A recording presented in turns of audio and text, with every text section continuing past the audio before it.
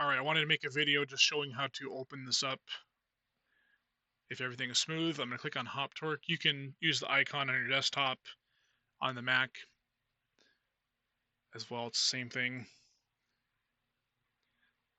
And when you first open it, you will need internet just so it can check your iLok account for the license.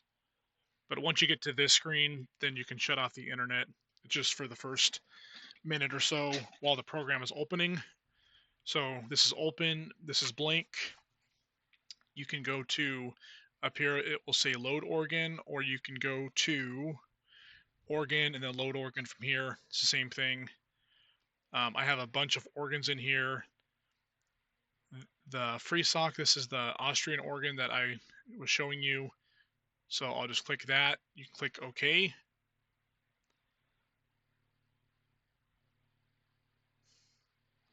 And this will take about a minute to load.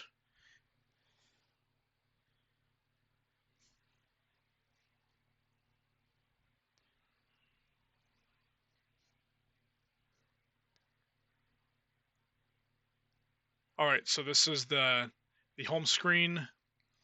This is the main console window. Up here, you will see some tabs. There is left jam, which will just have some of the stops like on the left side of the organ. Can't really tell from here. It looks a little different on the real thing. This is just basically their design of it on the computer. So left jam, right jam.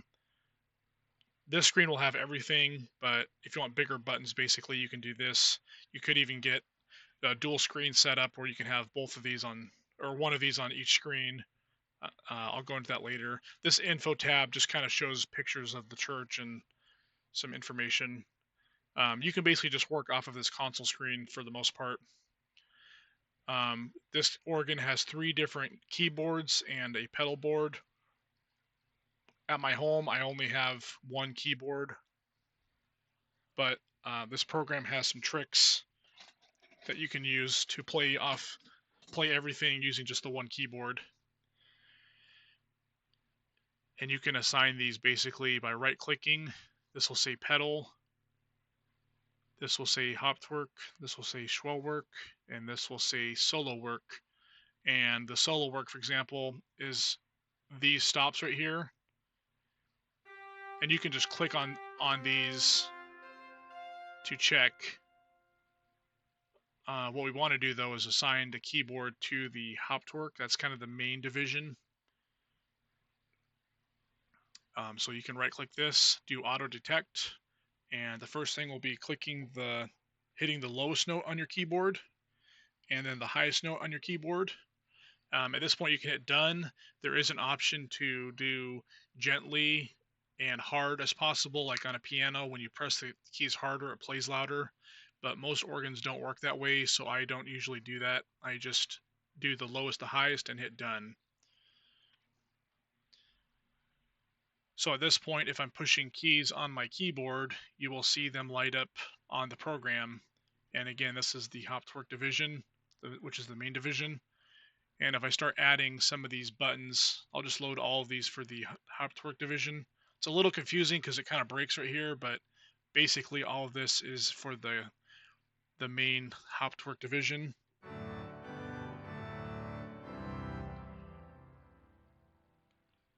So that's how you can check that.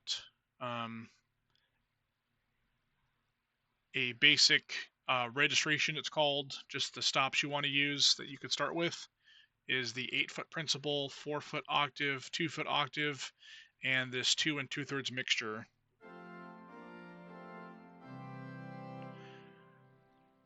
Now you want to add the pedal notes, but you don't have a pedal board, so there is a button right here that says touch menu. And this touch menu's got a lot of stuff in it, so you can work out of this. And you'll go to registration. Then there's a tab below called couplers, and you can add this P bass under division 1.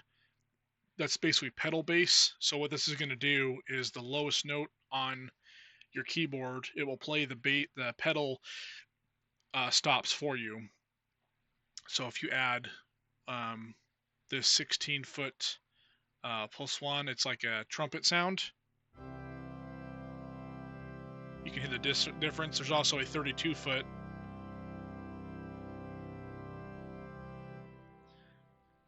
Starting out, I would recommend this sub bass and this Gedect stop.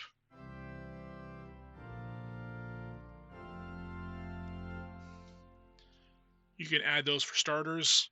I will make a separate video kind of going through all the stops, but I think this current setup is what you would need. Again, assigning your keyboard to the Hoptorque, going to the touch menu right here, registration couplers, and adding the pedal bass.